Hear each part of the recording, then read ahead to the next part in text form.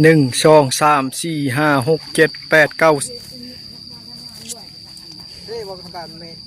ต่างๆนะแม่มันเป็นคนหัวผายอาจารย์ฟัง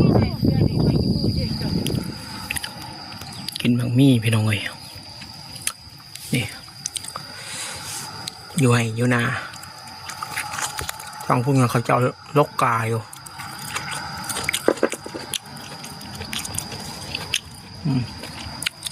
ส่วนเฮาขึ้นมากินมักมีก่อนแล้วก็สิลงไถนา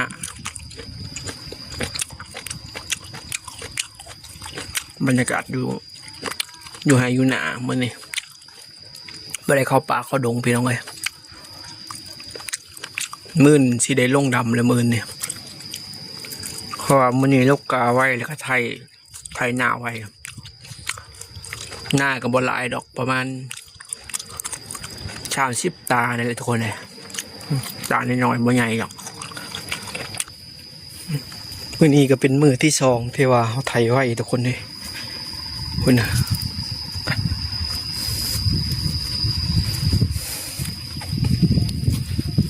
โอ้รถไถจอดอยู่พวกพอดีมีน้ำตกเลยพอดีดำเลยสักนี้รถไถตาตลุมมาไทยเลยได้ยังแต่คันนี้ขึ้นไปปุ๊บจนหอดเทียงทุกคนเลย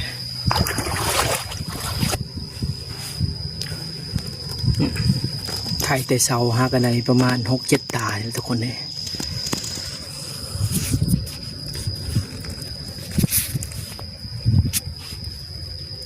เอาบันนี้ทักทายสบายดีมาอยู่อีกคลิปหนึ่งกับบ่าวไซลาบ้านนอกตัวคนเองมื่อนี้ก็อยู่ในบุนาพี่น้องก็ได้เข้าป่าเพราะว่ามาไถนา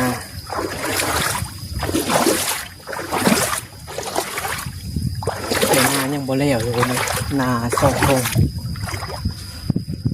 อันนี้ก็เป็นทงที่2จนว่าทงที่1อยู่เข็มบ้าน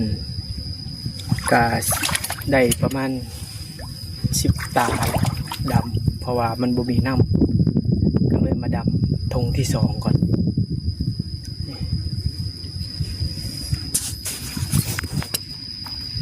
เอาเดี๋ยวสีสตาร์ทรถไทยก่อนวันนี้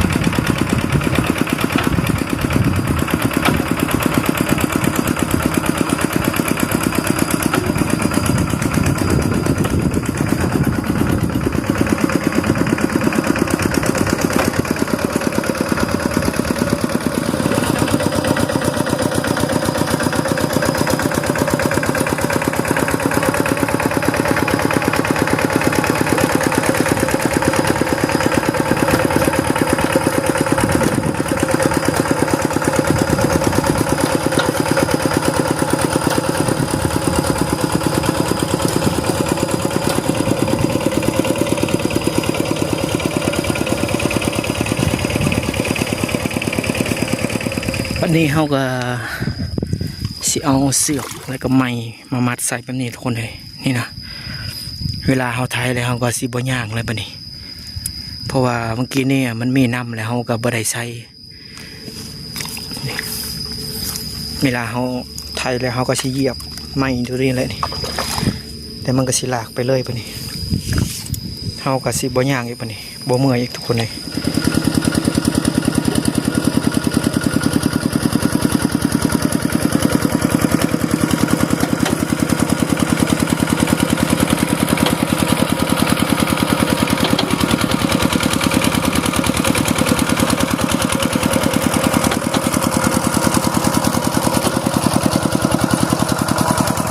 นั่งพักผ่อนก่อนทุกคนเลยเพราะว่าลูกชายมาเปลี่ยนเลยเมื่อย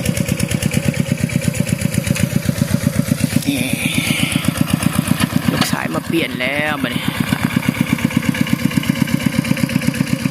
นี่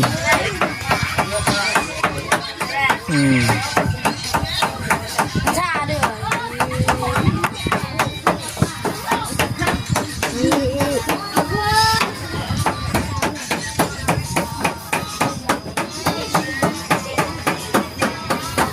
ไม่เอามาโกงจะทำอะไรไม่เอาชีตายตอนนี้ก็สิออกมาขาดหน้าเพราะว่าขาดไว้ยันมันบ่ทันนะทุกคนเลยเขาจะเอาคนมาทำลายสิบคนเนี่ยแหละประมาณนี้แหละจ้างเขาจะเอามือละ150,000คันว่าไล่เป็นเงินบาทมือหนึ่งกับมือหนึ่งต่อคนละ250 บาทนี่แหละคน150,000รถไถ2 คันเลยปุ๊บเมื่อวานนี่เกือบบ่ทันซ้ำเพราะว่าเขาดับไว้ได้ตามันน้อยโพดเดี๋ยวเขาก็สิขาดไฟตาตัวนั้นเลย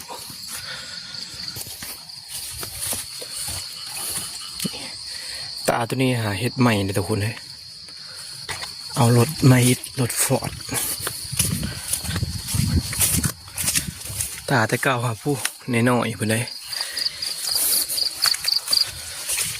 โอ้นำพูดนะขาดแล้วนี่นำเห็ดคันหน้าก็ขาดมาเลยนี่ตัวนี้ก็ตามมาอีกกันเห็ดปีกไก่นี่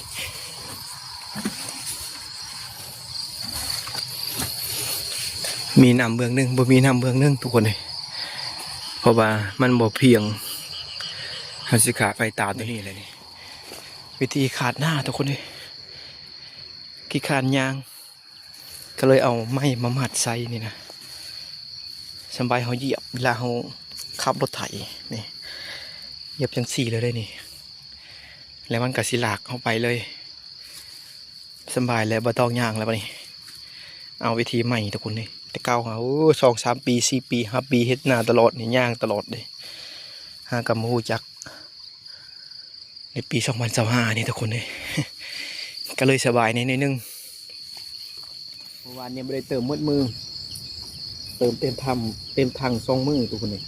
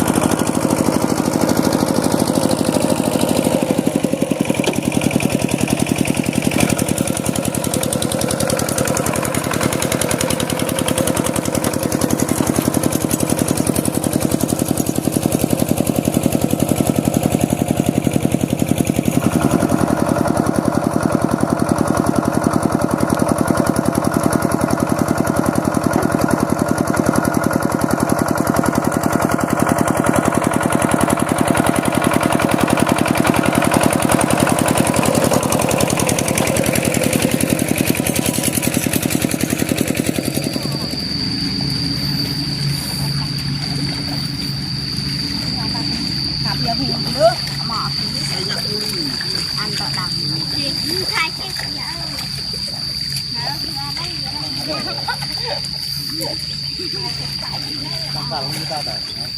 หนึ่งสองสามสี่ห้าหกเจ็ดแปดเก้า10 11 12โอ้12 คนมือนี่ เนี่ยก็ไอ้วันน้อยจัดเรียบนะอ๋อใช่เสียงแล้วจ้าดอกที่ตองกูดังอย่าง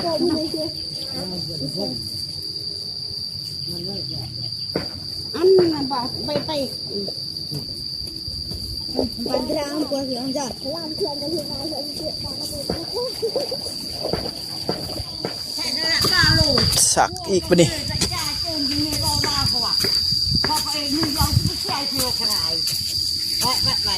cho lứa có qua mùi bì này rồi phải được rất ăn cả nhiều cũng tao cũng nhiều chả rồi chả bằng nhôm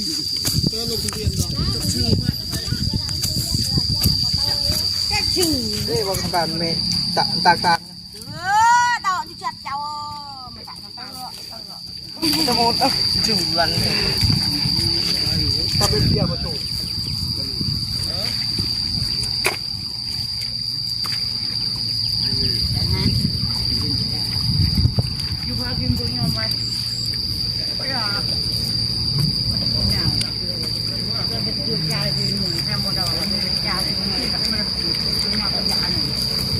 จุดกระปังเลยครับ กูลงก่อนพันโมงเนี่ยกูได้ยุงไปอื่นมาโลกำลังจับตายแล้วว่าเห็นเจ้าเขาคือห้อยใจแม่งูเนยเรียกเอามาความเรียกที่มึงจะจ่าแล้วไปไอ้ที่เรียกเอาไปจ่าเด็ก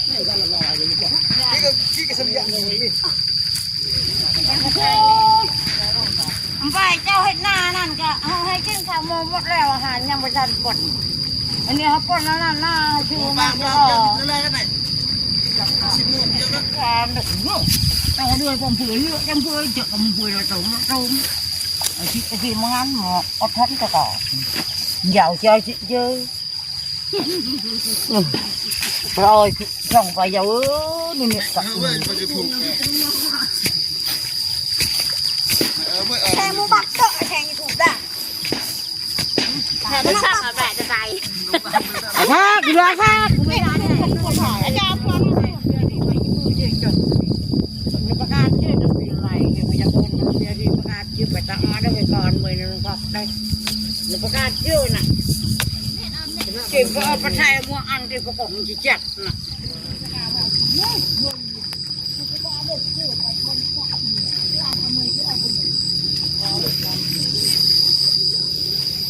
โอ้ทางพุ่นลกกาพี่น้องเลยเพราะว่ากาบ่พอ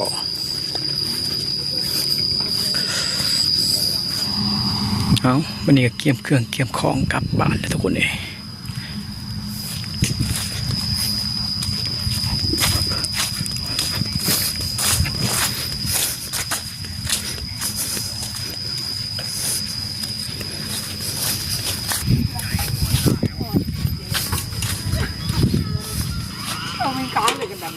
อันนี้ก็สำเร็จแล้วทุกคนเลยหน้าประมาณ40 ตานั่นแหละดำซองมือละ10 ปลายคนย่างเขาเจ้ามาดำน้ำเบื้องนั้นทำบ่มีน้ำเลยทุกคนเลยกาบ่พอซ้ำยังตาหนึ่งแห้งอยู่ยังตาเดียวสุดท้ายบ่แล้วซ้ำเบิดกะก่อนตาหน้าก็เป็นตาหน้าสมัยแต่เก่าทุกคนเลยตั้งแต่รุ่นปู่รุ่นย่าพวกเลยเพราะว่าเขาเจ้าขุดเอาให้ก็เลยให้หน่อย ต่อมารุ่นลูกรุ่นหลานเอกมาเห็ดนี่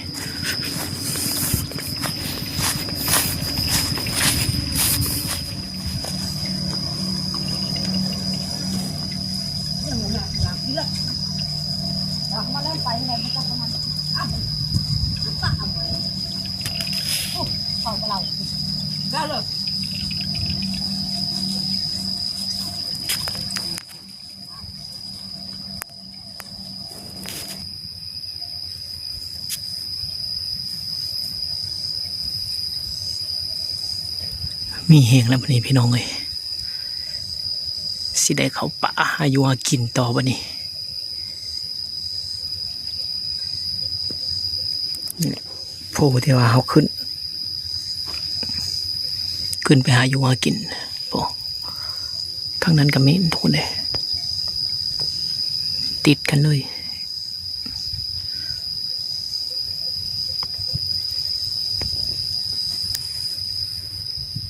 เอาสำหรับคลิปนี้ก็บ่มีหยังหลายพ่อแม่พี่น้องเลยแล้วเฮาก็สิได้จบคลิปไว้สำนี้ก่อนโอกาสหน้าพอกันใหม่สำหรับคลิปนี้ก็ขอขอบใจหรือว่าขอบคุณ FC ที่ติดตามและรับชมจนต้นจนจบพี่น้องขอขอบใจหลายๆ